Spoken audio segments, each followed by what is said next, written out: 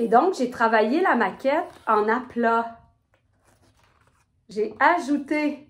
Et il est important pour moi que ma maquette soit comme, comme l'expérience du ring, qu'elle puisse se voir et s'observer 365 degrés. Hein? Ça ne veut pas dire que les élèves vont procéder ainsi. En fait, qu'est-ce que je suis en train d'expliquer? C'est que dans la méthode que mon frère a utilisée, attention les boxeurs, hein, que mon frère a utilisée, lui, il a pris des murs. Fait qu'il est parti de l'idée d'une maquette, on fait des murs et on habite la maquette, donc par des éléments qu'on fabrique, juste des bâtons de popsicle.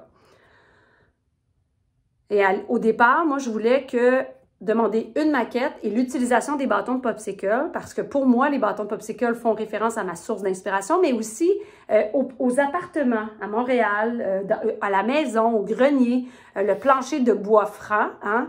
Moi, j'ai grandi avec une maison avec un plancher de bois franc, mais tu peux pas demander ça aux élèves. Oui, mais les galeries d'art sont aussi sur des planchers de bois franc. Donc, il y a cette logique-là.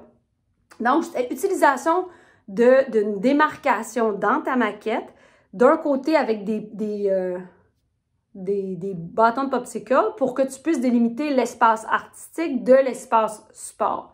Finalement, c'est pas ça du tout que j'ai fait. Fait que les bâtons de popsicle, 30 secondes, sont où dans ma maquette? Il n'y en a pas. Alors, quand j'exécutais ma maquette, j'y allais intuitivement. Alors, j'ai commencé par faire des lignes. Et je me suis rendu compte que ça n'avait pas de bon sens, justement, parce que je n'avais pas utilisé les bâtons de popsicle. Puis j'ai dit, garde, c'est pas grave, avance, parce que tu dois réfléchir à ce qu'est un prototype dans ta SAE.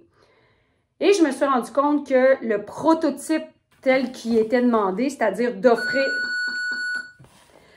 Stop.